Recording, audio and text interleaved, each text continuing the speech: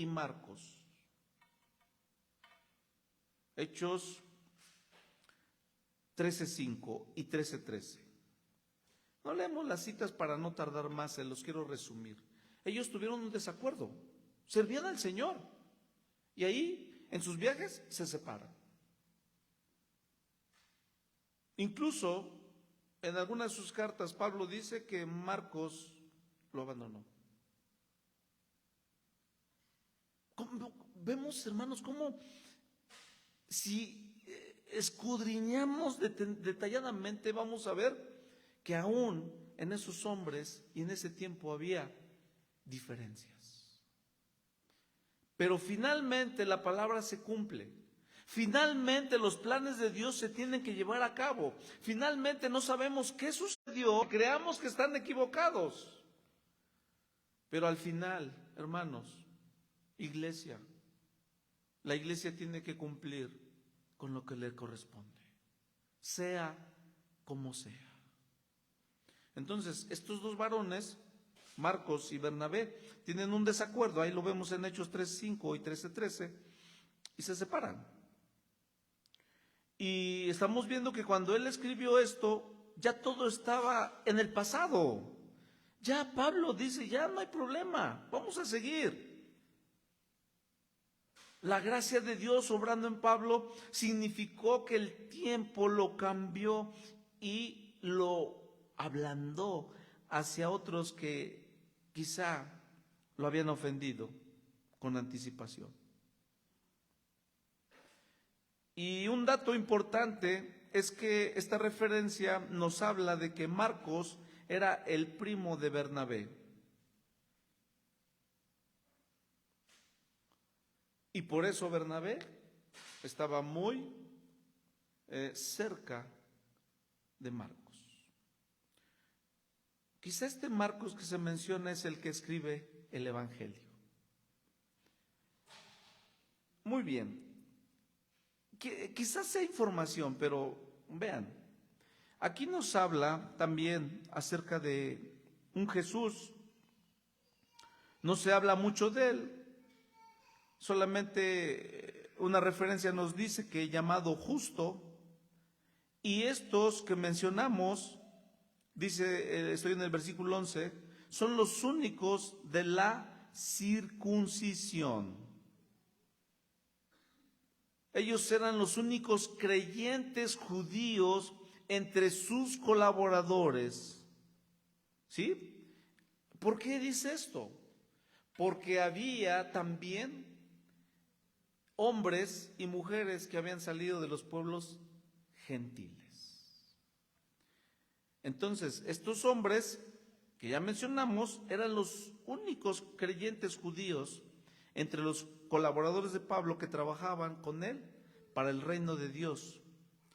Y dice él ahí que han sido consuelo para él. Voy a avanzar. El 12. También nos saluda ¿quién? Epafras, el cual es uno de ustedes, siervo de Cristo, siempre rogando encarecidamente por ustedes en sus oraciones, para que estéis firmes, perfectos y completos en todo lo que Dios quiere. Este hombre, Epafras, es el que se habla en el capítulo 1.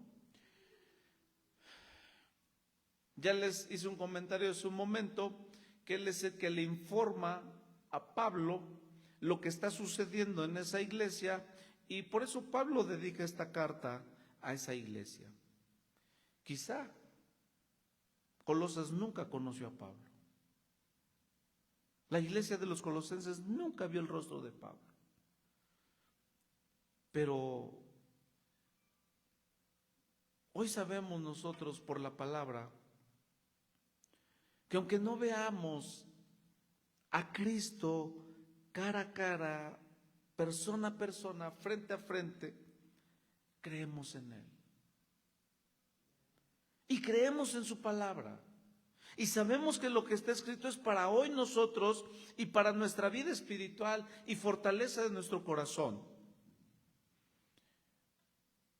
Ahora, vean lo que dice ahí. Saluda a Epafras. El único deseo de este hombre era que estaba orando, rogando encarecidamente por los colosenses. ¿Para qué? Para que se mantuvieran firmes, para que fueran perfectos y completos en todo lo que Dios quiere. Hermanos, es nuestra oración hoy en día. Perdón, a veces oramos para que Dios les prospere, hermanos, sí. Pero eso no es lo único y no es lo más importante. Nuestras oraciones son para que la iglesia de Cristo y cada familia y cada uno de ustedes permanezca firme. Habla dice una palabra, perfectos, para que seamos maduros, cabales. ¿Pero en qué? Completos en todo lo que ¿qué? Dios pide, quiere. No el pastor, no la organización, Dios, lo que Dios quiere. Esas son nuestras oraciones. Es lo que deseamos, es lo que pedimos. Ese era el ministerio de este hombre llamado Epafras. Él ya no se habla de que es judío. Ahora, vean, ya voy terminando. 13. Porque de él doy testimonio, vean, de que tiene gran solicitud por vosotros y por los que están en la Odisea y los que están en Hierápolis. En otras palabras, Pablo estaba diciendo, yo les aseguro que él ora intensamente por ustedes y también por los creyentes de la Odisea y también está orando por los de Hierápolis. Vean el ministerio, la dedicación tan importante que tenía este hombre. Esa es nuestra oración, hermanos. Que un día lleguemos juntos ante la presencia del Señor. Que nadie se pierda. Seas joven, seas varón, mujer, que nadie se pierda. Y que esto, lo dije hace un momento, hermanos, que la vida en Cristo la tomemos con seriedad. Que la fe en Cristo la tomemos, pero con valentía. El reino de Dios se hace violencia y solamente los violentos o los valientes lo toman. Esto no es para cobardes. Es más, los cobardes estarán fuera. Y ser valientes es continuar, a pesar de los problemas, a pesar de las diferencias, a pesar de todas las cosas, continuar adelante, adelante. ¿Hubo traicioneros? Ahorita les muestro uno. Sí, tristemente. Aquí aparece Lucas 14, versículo 14. Por esta referencia sabemos que su profesión era ser médico. Y Pablo lo llama amado. Este varón Lucas no fue discípulo de Cristo. Es el que escribió el evangelio que lleva su nombre, Lucas, y el libro de los Hechos. Estuvo palmo a palmo con Pablo. Era médico de oficio, de profesión. Y qué bueno que Pablo tenía a un médico a su lado para ayudarlo en sus deficiencias físicas o enfermedades físicas. Pero no tiene tanta importancia para Pablo eso. O no lo menciona, más bien, sí era importante porque Lucas estaba con él, pero no lo menciona. Simplemente le da más importancia el ministerio que desarrollaba Lucas, que era un fiel compañero de Pablo. En sus viajes, cuando él estuvo en la cárcel, cuando está escribiendo esta carta, Lucas estaba con él. Y Demas también. lo saluda. ¿Quién es este hombre? Tristemente, aquí se menciona, o más bien no se menciona algo muy positivo de Demas, solamente que él manda saludos a los creyentes de los colosenses y por lo tanto debería ser conocido por ellos, nada más. En Filemón 1:24 él es mencionado como uno de los colaboradores de Pablo. Sin embargo, hermanos, en la última mención de él, que está en la segunda carta de Timoteo, capítulo 4:10, Pablo menciona que Demas lo había abandonado. Pablo en la carta a Timoteo dice que este hombre había desertado, amando más el mundo, y que se había ido a Tesalónica. Qué triste. No aguantó el ritmo quizá, o no le pareció algo, y se fue amando más al mundo. Finalmente,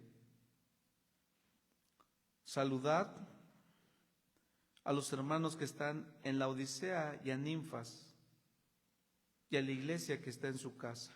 Había una iglesia en la casa de Ninfas y él está diciendo, por ahí saluden a los hermanos de la Odisea, por favor. Cuando esta carta haya sido leída por ustedes, o sea, los colosenses, haced que también se lea en la iglesia de los laodicenses y que la de la Odisea la leáis también ustedes. Vean, hermanos, había una carta a los laodicenses, se perdió, se extravió. Aquí lo dice Pablo.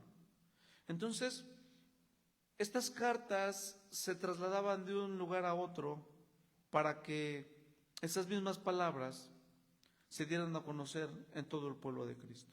Recordemos que estas iglesias estaban colocadas en Asia Menor, Grecia, Turquía, por esas áreas que, bueno, los países que actualmente son Grecia, Turquía, por esas partes. Y por último, decid a Arquipo, mira que cumplas el ministerio que recibiste del Señor. Y el versículo 18, en otras palabras, Pablo está diciendo que está firmando con su propio saludo de puño y letra. Y dice ahí, Pablo. Y al final les dice, recuerden que estoy en cadenas. Acuérdense que la gracia de Dios sea con ustedes. Amén. Qué maravilloso. ¿Por qué, hermanos? Servidores del Señor, algunos muy fieles, y tristemente otros desertaron. Por eso las oraciones hacia ustedes para que nos mantengamos firmes y sus oraciones hacia nosotros para seguir en el camino. No es fácil esta vida, no es fácil, hermanos, pero quiero decirles y garantizarles que es lo mejor. Ahora, ¿qué nos enseña esto? Que cada uno de nosotros tenemos un papel importante en la iglesia de Cristo. Seas varón, seas mujer joven, juegas un papel importante en la iglesia de Cristo, para que la iglesia avance, crezca, avance, siga. La iglesia de Cristo ha querido ser desaparecida a lo largo de estos 2000 años. En el siglo I, persecuciones a los cristianos, quieren matarlos, los de Reforma, en el siglos más para acá, en el año 1500, asesinados, la Inquisición.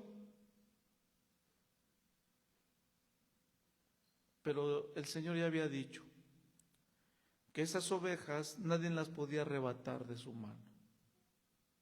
Y hasta el día de hoy la iglesia continúa. Hermano,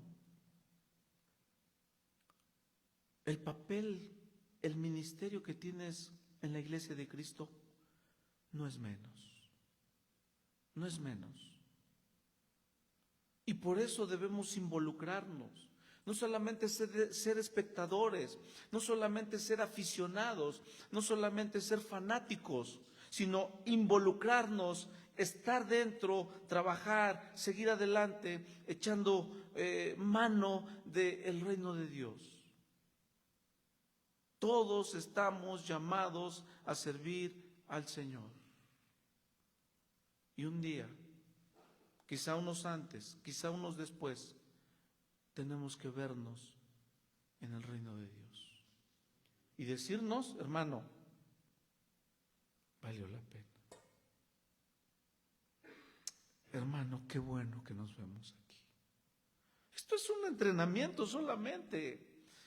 Aquí nos entrenamos para alabar a Dios, aquí nos entrenamos para trabajar, para servir. En el cielo no vamos a estar sentados. El cielo es un lugar de trabajo. Cristo lo dijo, yo trabajo y aún mi Padre trabaja. Continuará el trabajo, no sé cómo, no sé de qué manera, pero habrá trabajo en el reino de los cielos. Y qué maravilloso es, hermanos, que desde el siglo I, con estos primeros cristianos, siervos del Señor, se esforzaron para que se cumpliera el propósito de Dios en sus vidas. Demas abandonó el Evangelio. Joven, no abandones el Evangelio. Señorita, no te dejes fascinar por lo que alguien o el mundo te ofrezca. Varones, hogares, sigamos adelante. Tenemos un trabajo en qué continuar. Tenemos una obra en qué construir. Y tus recursos, tu conocimiento en lo secular, tus fuerzas son útiles en la obra del Señor.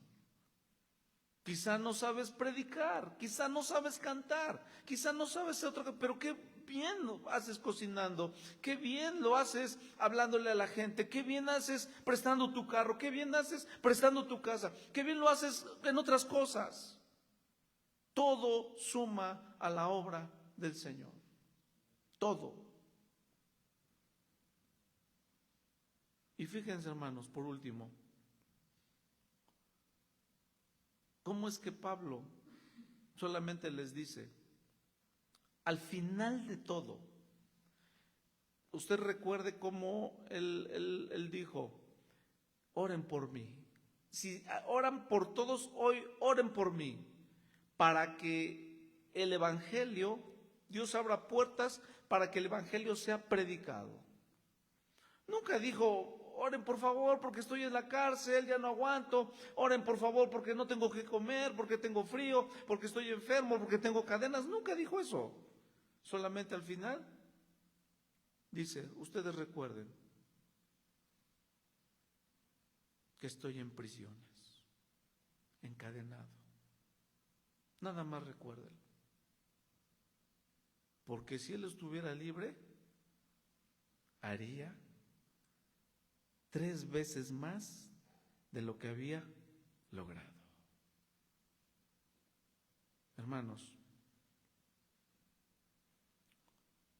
póngase de pie, por favor. Así termina la carta, con palabras de ánimo a los que habían creído en Cristo, las instrucciones finales para una iglesia y los saludos de este gran siervo del Señor. Así termina. ¿Cómo terminaremos nosotros nuestros últimos días? ¿Cómo? Y no estoy hablando de cómo vamos a morir. No. Estoy hablando de, en la hora del Señor, cómo nos tomará cuando Él nos llame. El llamado es, hermanos, a seguir adelante. Viene otro año que primero Dios llegaremos. No vamos a bajar la guardia. Con más fuerza, con más ánimo, con más sabiduría, con más conocimiento de Dios, del Padre, de su palabra, y con más gozo de que la gente conozca a Cristo. Ese era el enfoque que Pablo y sus ayudantes, siervos, consiervos, querían. ¿Por qué viajaban tantos años en barco, o tantos meses y días, y cada año viajaban en barco? ¿Por qué? ¿Qué no es más cómodo estar en casa? ¿Qué no es más cómodo decir, bueno, pues yo no me involucro tanto porque no quiero responsabilidades? Bueno, pues no me bautizo para seguir pecando o para darme libertades. Es más cómodo.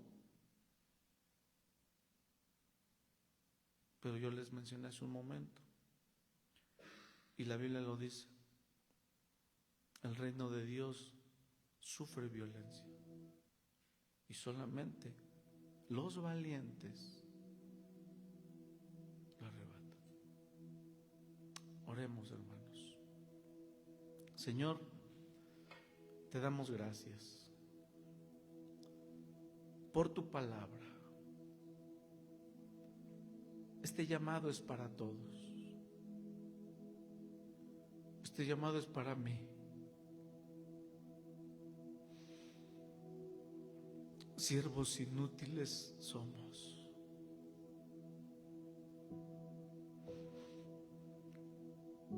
Porque ni siquiera lo que tú nos has dicho hemos hecho.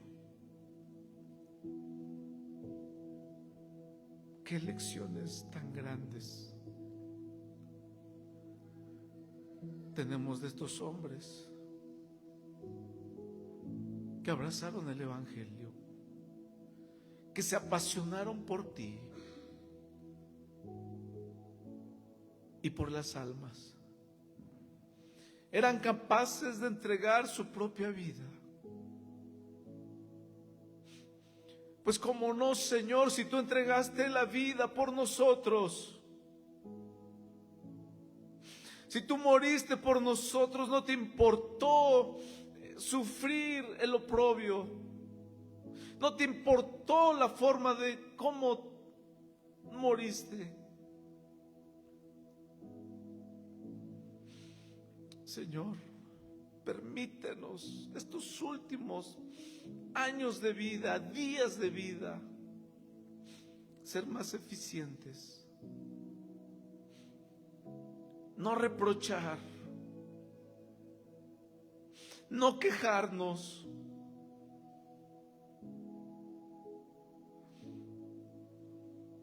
tu siervo Pablo estaba desde una cárcel, hablando con amor,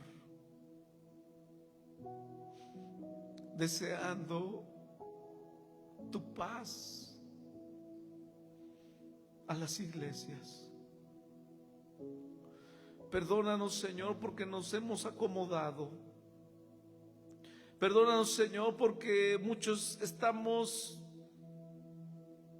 en letargo, cómodos. Perdónanos. Ayúdanos a dar más de nosotros para ti. Ayúdanos a no condicionar, Señor, tu obra, a ser desprendidos para tu obra en todas las áreas. Señor, un día queremos verte en la eternidad y oír de tus labios esas palabras: